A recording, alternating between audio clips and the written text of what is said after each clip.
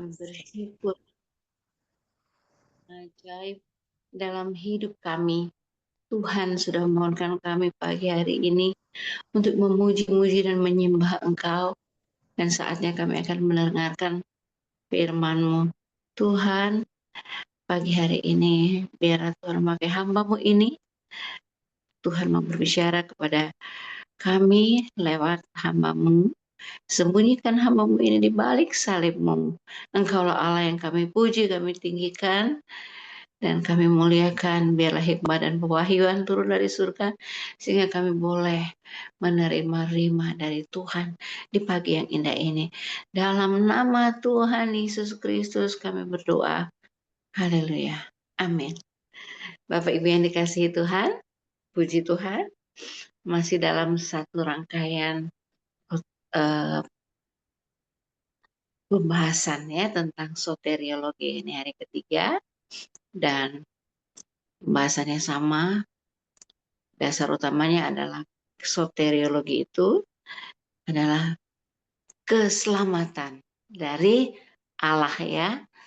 Nah, kita akan memulai dengan satu firman Tuhan di Efesus 2 ayat 8 sampai 9. Sebab karena kasih karunia kamu diselamatkan oleh iman. Itu bukan hasil usahamu, tetapi pemberian Allah. Itu bukan hasil pekerjaanmu. Jangan ada orang yang memegahkan diri. Nah, Bapak Ibu yang dikasihi Tuhan, memang soteriologi adalah cabang teologi ya, yang membahas tentang doktrin keselamatan. Dan keselamatan itu inti dari Alkitab kita, bagaimana kabar baik tentang manusia yang berdosa bisa diperdamaikan dengan Allah melalui Yesus Kristus. Nah, di tengah dunia yang rusak ini, keselamatan menjadi kebutuhan bagi kita semua, ya umat manusia. Bapak Ibu, kalau kita melihat dari Alkitab ini, penggagas kelas keselamatan itu dari Allah pencipta itu sendiri. Ya, diputuskan oleh Allah ketika manusia jatuh ke dalam dosa. Nah, Bapak Ibu, Kejadian 3 ayat 15 ya, dimulai dari situ ya. Di situ penebusan Kristus sudah dinubuatkan. Kita semua tahu ya, bagaimana awal manusia jatuh dalam dosa. Dan hal ini ke dalam sebagai proto-evangelium atau Injil yang pertama. Kejadian 3 ayat 15, Aku akan mengadakan permusuhan antara engkau dan perempuan ini, antara keturunanmu dan keturunannya. Keturunannya akan meremukkan kepalamu dan engkau akan meremukkan tumitnya. Nah, engkau itu adalah ular ya, atau iblis. Perempuan itu simbol dari umat manusia dan secara profetik menunjukkan ya pada waktu itu Maria ya, atau keturunannya si Hawa ya. Dan ini menunjuk kepada Yesus Kristus yang meremukkan kepalanya ya si iblis ya. Jadi kemenangan Kristus setelah diremuk kepalanya itu kemenangan Kristus atas iblis. Melalui apa? Melalui salib. Dan kebangkitan. Ya. Meremukkan tumitnya memang penderitaan Kristus di kayu salib. Bapak Ibu yang dikasihi Tuhan, kita tahu ya hal ini terjadi karena Hawa ya waktu itu makan buah yang dilarang, udah dibilang tidak usah makan buah itu, pengetahuan yang baik dan yang jahat. Tapi akhirnya manusia jatuh. Nah, jadi ayat ini menubuatkan ya, nubuat pertama tentang kedatangan Sang Penebus yang akan mengalahkan kuasa dosa dan iblis. Nah, jadi di sini dimulai benang merah penebusan, dan ini berkesinambungan sepanjang perjanjian lama hingga digenapi dalam pribadi Yesus di perjanjian baru. Ya, sekali lagi keselamatan dibutuhkan oleh semua manusia. Ya, mengapa? Roma 3 ayat 23 mengatakan, karena semua orang telah berbuat dosa dan telah kehilangan kemuliaan Allah. Tidak ada satu manusia pun yang luput dari dosa, Bapak Ibu.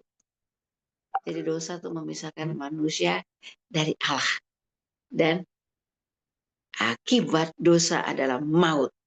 Roma 6 ayat 23. Nah Bapak Ibu, oleh sebab itu pada saat itu inisiatif Allah sendiri ya. Keselamatan itu sekali lagi inisiatif dari Allah. Ya, Allah yang justru datang mencari manusia itu. Manusia sudah takut, Allah datang ya. Manusia sembunyi, Allah cari. Nah, karena apa? Dia yang membentuk manusia ini. Yohanes 3 ayat 16 mengatakan, karena begitu besar kasih Allah akan dunia ini. Sehingga ia telah mengaruniakan anaknya yang tunggal. Supaya setiap orang yang percaya kepadanya tidak binasa. Melainkan beroleh hidup yang kekal. Jadi sekali lagi, Allah tidak menunggu manusia datang kepadanya, tapi justru Allah lah yang mencari manusia dari awal. Keselamatan adalah tindakan kasih karunia, bukan balasan atau usaha manusia. Nah, Bapak Ibu yang dikasihi Tuhan, hanya Kristus yang mati menebus dosa. Ini 1 Petrus 3 ayat 18 ya. Kristus pun telah mati sekali untuk segala dosa kita. Ia yang benar untuk orang-orang yang tidak benar. Supaya ia, Yesus ya, membawa kita kepada Allah. Dan salib adalah satu-satunya jalan penambaian antara Allah dan kita manusia. Pengorbanannya adalah tebusan yang sempurna dan sah. Bapak Ibu yang dikasihi Tuhan, Kristus sekali lagi satu-satunya pengantara kita. 1 Timotius 2 ayat 5 mengatakan, karena Allah itu Esa dan Esa pula dia yang menjadi pengantara antara Allah dan manusia, yaitu manusia Kristus. Gak ada jalan lain yang dapat membawa manusia kembali kepada Allah. Hanya melalui Kristus, Bapak Ibu. Hanya Kristus yang bangkit dan hidup selamanya. Roma 6 ayat 9. Kristus tidak mati lagi. Maut tidak berkuasa lagi atas dia.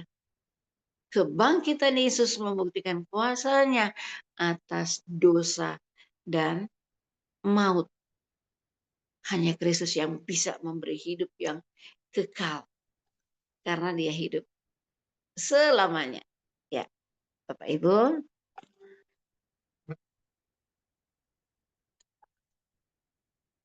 Dan ini satu-satunya ya. Kristus mengatakan hanya dia satu-satunya ya. Jadi Kristus sendiri yang menyatakan bahwa dirinya sebagai satu-satunya jalan. Yohanes 14 ayat 6, kita semua tahu akulah jalan kebenaran dan hidup. Tidak ada seorang pun yang datang kepada Bapa kalau tidak melalui aku. Wah, eksklusif banget ya. Yesus mengatakan pernyataan ini ya, pernyataan dari Yesus sendiri. Yesus tidak mengatakan salah satu jalan. Enggak. Tapi dia katakan satu-satunya jalan.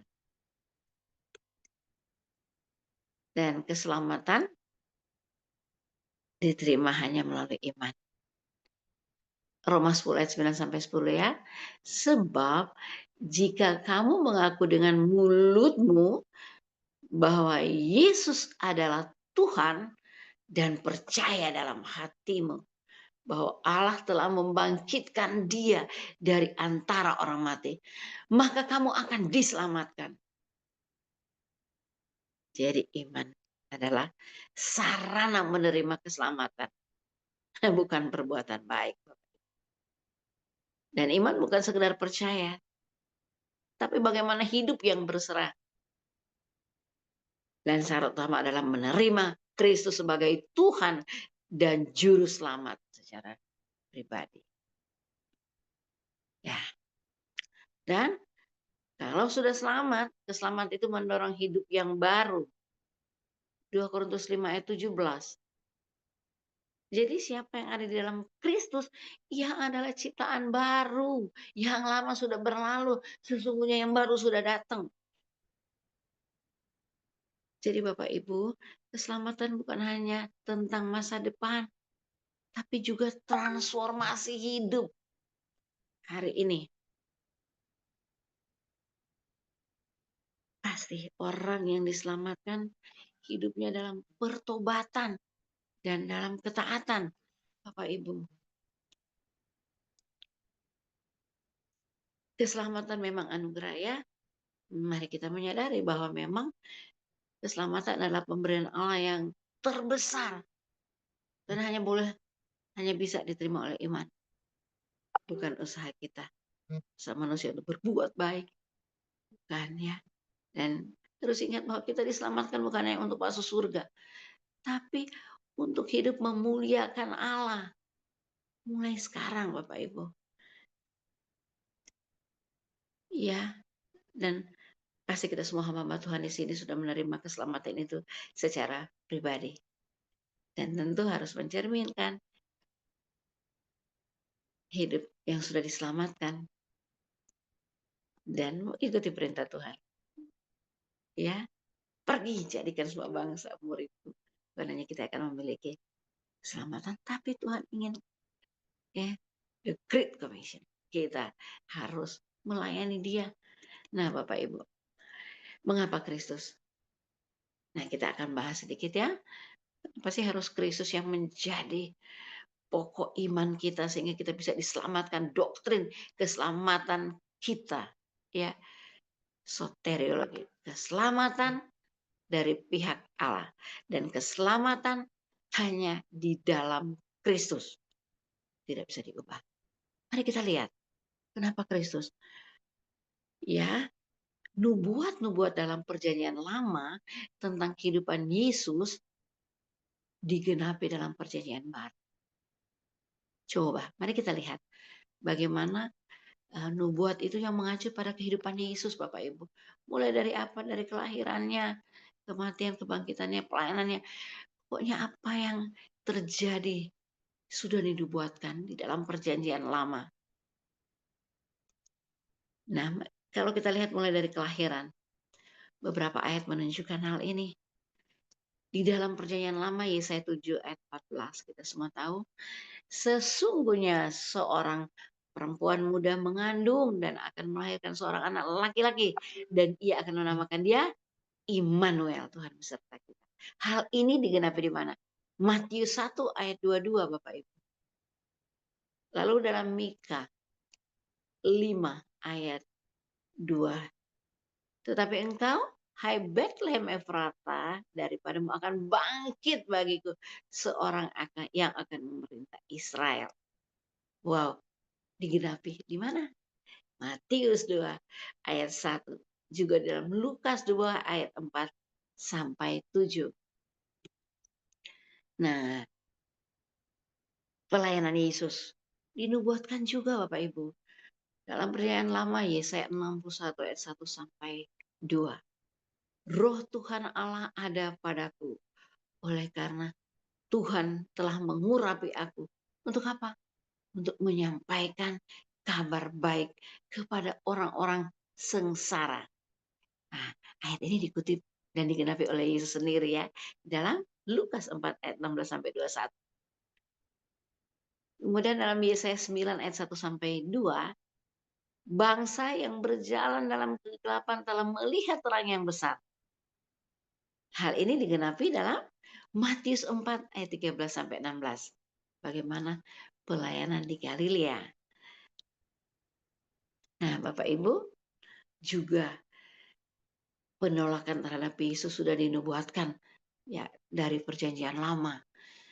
Yesaya 53 ayat 3 kita lihat dikatakan ia dihina dan dihindari orang. Seorang yang penuh kesengsaraan dan yang biasa menderita kesakitan. Hal ini digenapi dalam Yohanes 1 ayat 11, Yohanes 19 ayat 15. Bahkan penderitaan dan kematian Yesus juga sudah dinubuatkan di dalam Perjanjian Lama. Mazmur 22 ayat 16 sampai 18. Mereka menusuk tangan dan kakinya. Mereka membagi-bagikan pakaian di antara mereka. Dan hal ini digenapi dalam Matius 27 ayat 38. Yohanes 19 ayat 23 sampai 24. Lalu di dalam Perjanjian Lama juga Yesaya 53 ayat 5 sampai 6. Tetapi dia tertikam oleh karena pemberontakan kita. Dan seterusnya.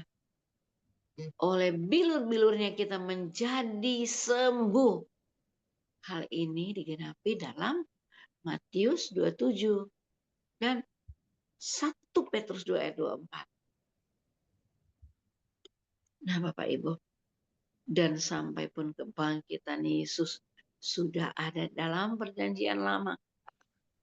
Dinubuatkan dalam Mazmur 16 ayat 10. Sebab engkau tidak menyerahkan aku ke dunia orang mati dan tidak membiarkan orang kudusmu melihat kebinasaan. Ini digenapi dalam Kisah Para Rasul 2 ayat 27 sampai 31. Nah, Bapak Ibu yang dikasihi Tuhan, kita pun saat ini sedang menanti kedatangan Kristus. Kalau kedatangan Kristus yang pertama itu inkarnasi ya, yang dinubuatkan dalam Perjanjian Lama. Dan tadi kita sudah melihat mulai dari kelahiran, kehidupan, kematian, dan kebangkitan itu ada dinubuatkan dalam Perjanjian Lama, digenapi dalam Perjanjian Baru. Kedatangan Kristus yang kedua juga sudah dijanjikan di dalam Alkitab Perjanjian Baru, Bapak Ibu. Ya, janji kedatangan Kristus yang kedua kali, ya, second coming of Christ, itulah pengharapan kita yang utama dalam iman Kristen. Ya, dan hal ini sudah berulang kali ditegaskan di dalam Perjanjian Baru. Supaya apa Bapak Ibu? Itu memperkuat iman kita, kepercayaan kita, keselamatan kita dalam Kristus tidak akan sia-sia.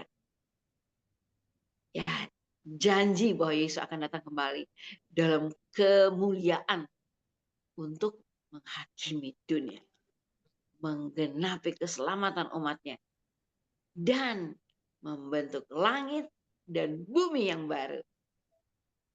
Nah, Bapak Ibu yang dikasih Tuhan, ini dia. Yang pertama, janji Yesus sendiri di dalam Yohanes 14 ayat 2 sampai 3. Di rumah Bapakku banyak tempat tinggal. Aku pergi ke situ untuk menyediakan tempat bagimu. Dan apabila aku telah pergi, aku akan datang kembali dan membawa kamu ke tempatku. Wow, dahsyat, asik ya, kita bisa bayangkan. Aduh, itu janji Tuhan Yesus sendiri. Dan Matius 24 ayat 30 sampai 31 juga mengatakan anak manusia akan datang di atas awan-awan di langit dan segala kekuasaan dan kemuliaan ada padanya. Wow, Bapak Ibu bisa baca yang lengkap ya di Matius 24 ayat 30 sampai 31. Ya, bahkan malaikat pun mengatakan hal berjanji ya di dalam kesaksian para rasul di Kisah Para Rasul 1 ayat 10 sampai 11. Ketika semua orang murid-murid melihat, wih, Yesus mulai terangkat. Dikatakan apa? Yesus ini yang terangkat ke surga meninggalkan kamu akan datang kembali dengan cara yang sama. Wow, jarak awan-awan dahsyat. Pengen sih kalau Tuhan kehendaki ya. Kita masih hidup. Kalau Tuhan kehendaki, kalau kedatangannya dipercepat. Tapi katanya kedatangan Kristus akan terjadi kalau seluruh dunia sudah mendengar Injil. Jadi kita bisa mempercepat kedatangan Kristus dengan masing-masing kita terus memberitakan keselamatan yang datang dari Dia. harus mendengar. Ya, saya pernah dilatih, kami sekeluarga waktu dilatih untuk jadi penginjil, dipersiapkan waktu itu ya sebelum suami sakit untuk ke negara lain. Ada seorang Jepang, pelayan Tuhan, pendeta dari Jepang. Kami dilatih oleh beberapa pendeta ya dari Jepang dan dari luar negeri, ada beberapa. Dia katakan ada yang tulisan ten, bahasa Jepang nai-nai, ke atas nai-nai. Ten kepada Allah dan kepada manusia. Hanya dengan satu kalimat kita juga sudah menginjil katanya. Dengan senyum kita katakan Tuhan Yesus baik. Wow, itu juga sudah menginjil. Jadi setiap orang bisa mendengar Tuhan Yesus baik. Puji Tuhan. Nah, Bapak Ibu yang dikasihi Tuhan, 1 Tesalonika 4 ayat 16 sampai 17. Sebab pada waktu tanda diberi, ya kalau kita baca selanjutnya, Tuhan sendiri akan turun dari surga dan kita akan diangkat bersama-sama dengan mereka dalam awan menyongsong Tuhan di angkasa. Wih, dahsyat. Bapak Ibu, jadi kita akan menantikan kedatangan Tuhan. Kalau di Wahyu dikatakan, ya Wahyu 1 ayat 7, lihatlah, ia datang dengan awan-awan. Dan setiap mata akan melihat dia. Wow, setiap mata akan melihat dia.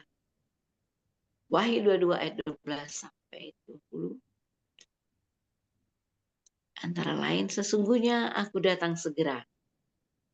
Dan aku membawa upahku. Yesus ya, amin. Datanglah Tuhan Yesus. Iya. Nah, jadi makna bagi kita orang-orang yang sudah percaya hamba-hamba Tuhan, terus hidup berjaga-jaga dan siap sedia.